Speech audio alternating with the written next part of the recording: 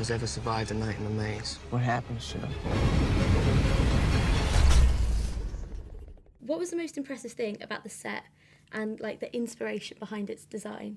Everything was so real, you know, for such a visual effects heavy film, it really never felt like that, you know, it really was never like we were just sort of in a room on a blue screen. Like that maybe happened a couple times, you know. Yeah. Most of the time there was very much something real that we could be in, like, you know, the walls of the maze, inside the maze, and in the glade, and then with the visual effects sort of just complementing that.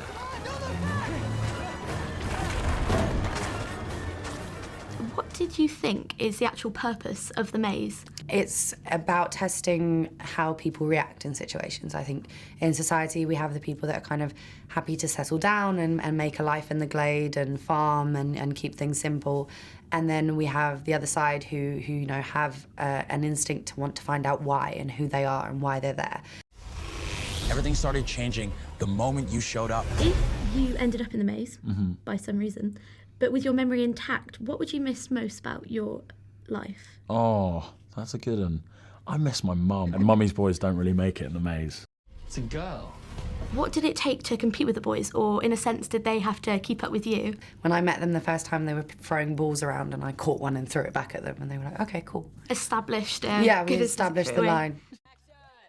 Wes, the director, asked everyone to do survival training. What new skills did you pick up through doing that, and did you get to use any in the film? We'd like go at wood with machetes, and I learned that you have to go in opposite directions, like almost like chopping like an X. I thought that was really cool, because like I just thought that you just chop at it. We learned how to make a few fires, which was quite fun. Learned how to chop a lot of trees down. We did a lot of tree chopping, wood chopping, a little bit of armed combat and unarmed combat, which was really fun. And sort of basic first aid too, which was great. I was the only one that stuck it out, actually, because we were camping at night and it started raining, and it was like no rain I've ever seen in my life, and there was like thunder and lightning, and I thought it was great. I was like, this is so much fun, we're going to survive through it. And slowly, one by one, all the boys gave up, and I was the last one standing. Light him up! If I was caught in a maze, you never know.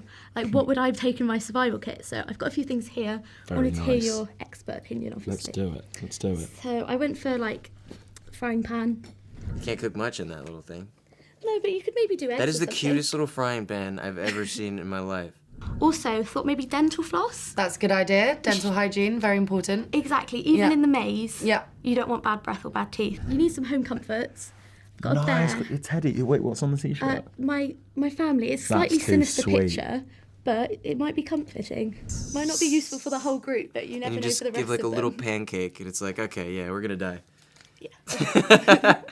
Is that all you got? What else Well, you I got? had an exfoliation brush because you should never compromise Gotta your skincare exfoliate. No, of routine. course, yeah. Definitely. So I think Gotta I get think that I'm dead sorted. skin off. I think you're perfect.